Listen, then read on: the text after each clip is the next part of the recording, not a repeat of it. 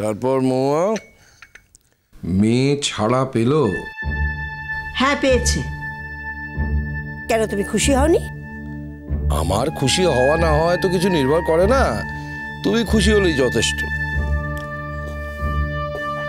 তা যেখানে paying guest ছিল সেখানে তো আর ফেরত যাওয়ার কোনো আশা নেই তার। তা এবার কি তার জন্য নতুন কোনো ব্যবস্থা করে এলে? তিথি সম্পর্কে কোনো কথা তুমি জিজ্ঞাসা করবে না। তিথি সম্পর্কে আমি তোমাকে কোনো কথা বলতে বাধ্য নই। তাহলে নিজে থেকেই তুমি আমাকে দায়িত্ব থেকে অব্যাহতি দিচ্ছ তো? দায়িত্ব? দায়িত্ব থেকে অব্যাহতি মানে? কবে দায়িত্ব তুমি নিয়েছিলে? তোমার বড় মেয়েকে তো তুমি চিরকালই ঘাট থেকে ঝেড়ে ফেলে দিয়েছো। ছোট মেয়ে সুখ শান্তি দেখতে হবে না? আমার না ধারণা ছিল তোমার গায়ে না মানুষের রক্ত আছে, কিন্তু আমার ধারণা সম্পূর্ণ ভুল। সামান্যতম লজ্জা থাকলে কেউ এই কথাটা বলে না। আমার ধারণা তোমার গায়ে পশুর রক্ত আছে। বলো বলো বলো বলো, আরো কত খারাপ কথা আমায় বলতে পারো বলো, আমিও দেখতে চাই নিজের স্ত্রীকে মানুষ কত খারাপ কথা বলতে পারে। তুমি আমার আর স্ত্রী নেই।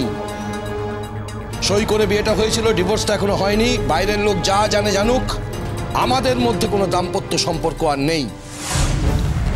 সব সব শেষ হয়ে গেল এই মেঘলাটার জন্য। সব না, সব ভেঙেছে তোমার নিজের জন্য। আচ্ছা একটা কথা বলো তো, সেদিন যদি আমি মেয়েটাকে রাস্তা থেকে কুড়িয়ে আনতে রাজি না হতাম, পারতে তুমি একা একা? কোথায় থাকতো তোমার এত দরদ? নিজের দায়িত্বে মেয়েটাকে একা বাড়িতে নিয়ে আসতে পারতে? বলো না, পারতে তুমি? ও আজকে তুমি সেই কারণে রিভেঞ্জ নিচ্ছ? তুমি এটাই ঘুরিয়ে ফিরিয়ে বলতে চাইছো তো? না না, আমি কিছু বলিনি। যা বলেছো সব তুমি বলেছো। তোমার কথা শুনে আমি তোমার মুখের উপর বলতে বাধ্য হয়েছি। তুমি আমাকে দিয়ে বলিয়েছো। যদি বদলে থাকি আমি একা বদলাইনি, তুমিও বদলেছো, শত গুণ বদলেছো তুমি। তুমি একটু আগে বলছিলে না আমি অমানুষ, আর তোমার গায়ে মানুষের রক্ত আছে। আমার গায়ে মানুষের রক্ত নিয়ে একটু আগে বলছিলে না?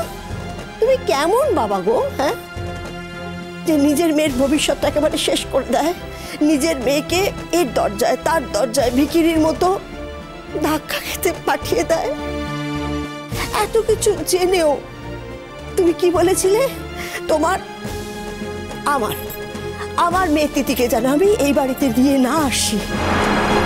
আমার এখন কি জিজ্ঞেস করছো তিথিকে কোথায় আমি রেখে এলাম?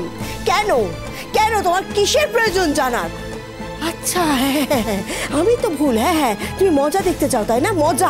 মজা দেখতে চাও যে তোমার মেয়ে, আবার ভুল বলছি,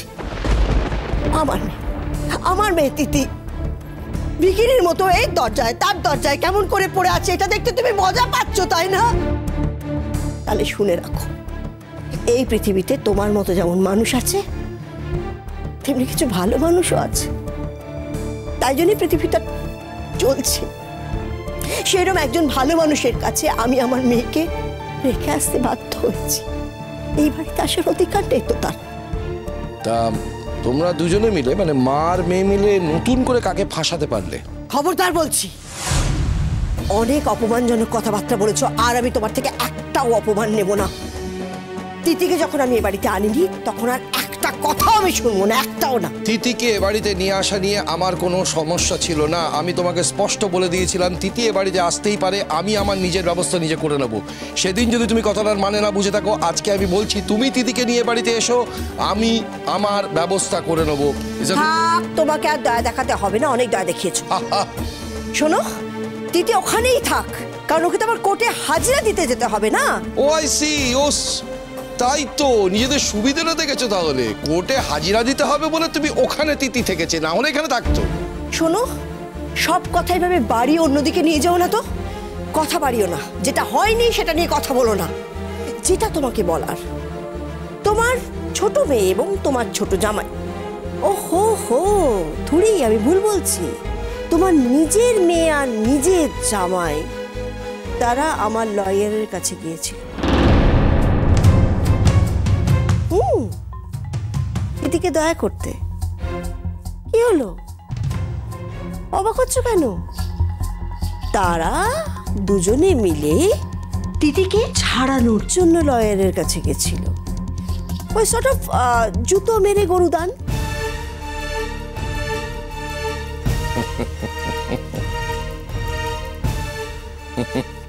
হাসছো হাসছো তুমি?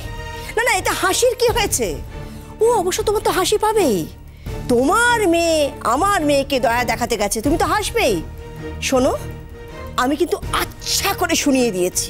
হ্যাঁ, আমি বলেছি আমার এবং আমার মেয়ের ব্যাপারে দয়া দেখাবার কোনো প্রয়োজন নেই, অনেক হয়েছে। আসলে কি জানো তো, মেঘলা মানে তোমার মেয়ে টোটাল ব্যাপারটাকে না কভার আপ করতে চাইছে। হ্যাঁ, কভার আপ করতে চাইছে। মেঘলা কভার আপ করতে চাইছে? হ্যাঁ হ্যাঁ হ্যাঁ হ্যাঁ হ্যাঁ, তাই। তাছাড়া আর কি? নাহলে এত কিছু হয়ে যাবার পরেই নাটকের তো কোনো প্রয়োজন ছিল না। কি প্রয়োজন বলো? এত কাণ্ড। তোমার ব্যাপারটা বুঝতে পারি, তুমি ব্যাপারটাকে সমর্থন করছো না, তাই তুমি এই ব্যাপারটাকে নিজেকে সরিয়ে রেখেছো। কিন্তু এখন একরকম কথা, তখন একরকম কথা, আবার ছাড়ানোর জন্য দৌড়ে যাওয়া। না না, আমি বুঝতে পারছি না, ওইটুকু একটা ছোট মেয়ে, তার একই অঙ্গে কত রূপ। একটা বাজে কথা তুমি বলবে না মেঘলা সম্বন্ধে, একটিও না, না একটিও না। আমার ধারণা ছিল তোমার বোধ বুদ্ধি এখনো আছে, সেটাও নেই, গেছে।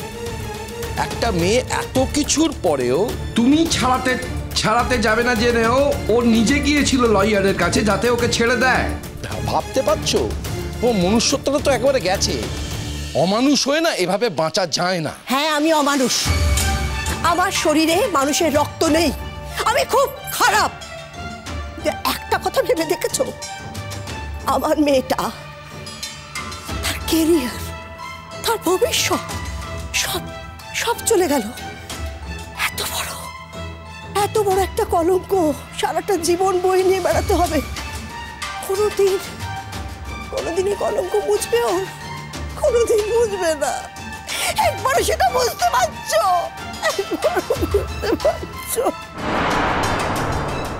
ও, আর অন্য কলঙ্কগুলো সব মুছে যাবে বলছো? যেহেতু সেটা পাবলিকলি নোন নয়, পাবলিক ডোমেইনে তার কোনো আলোচনা হয়নি, সেই কারণে আমি আর পারছি না, আমি সত্যি আর পারছি না। আমার আর বেঁচে থাকতে ইচ্ছে করছে না, আমার মরে যেতে ইচ্ছে করছে।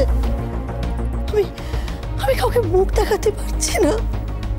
আমার বারবার একটা কথা মনে হচ্ছে যে মেঘলা যদি আমাদের জীবনে না থাকতো তাহলে এরকমটা হতো না, আমার সংসারটা এভাবে শেষ হয়ে যেত না। মেঘলা আমাদের মধ্যে না থাকলে আমার দিদির জীবনটা এভাবে ছাড়খাড় হয়ে যেত না। বাহ, কি অপূর্ব যুক্তি তোমার। যার চরিত্রের মধ্যে এরকম একটা বিষ আছে, সে একদিন না একদিন কাউকে না কাউকে ছবল মারতই, এটা তুমি মেনে নিতে পারছো না, তাই না মহুয়া? পারছি না, কারণ জন্ম থেকে কেউ খারাপ হয় না। ওর তো বঞ্চনা কম নেই, কম বঞ্চনা পায়নিও, কম কষ্ট পায়নিও। নইলে ওর কি দরকার ছিল সবকিছু জীবনে শেয়ার করার? ও তো বাবা মার একমাত্র সন্তান না? মহুয়া, এই কথাটা তুমি বলছো তো? তুমি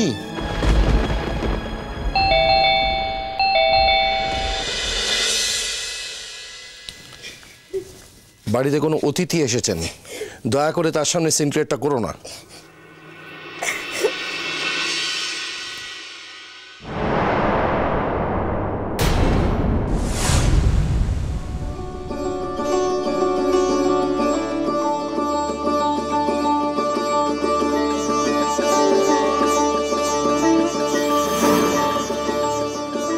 আরে মেঘলা, আয় মা, আয় আয় আয় আয় আয়। কেমন আছিস মা? তুই বাবিকে সারপ্রাইজ দিতে চেয়েছিলি, তাকে জানালি না যে তুই আসবি? হ্যাঁ, তোকে এমন বিধ্বস্ত দেখাচ্ছে কেন? কি হয়েছে?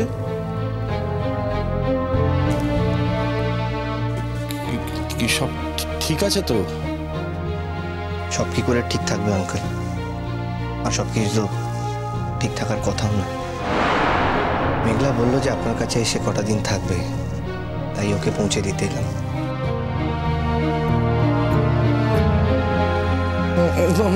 ঠিক আছে ঠিক আছে ঠিক আছে।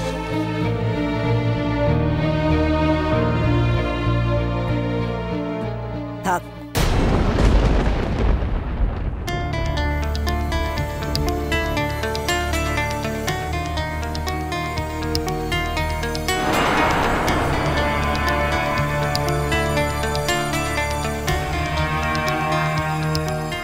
দাঁড়াও।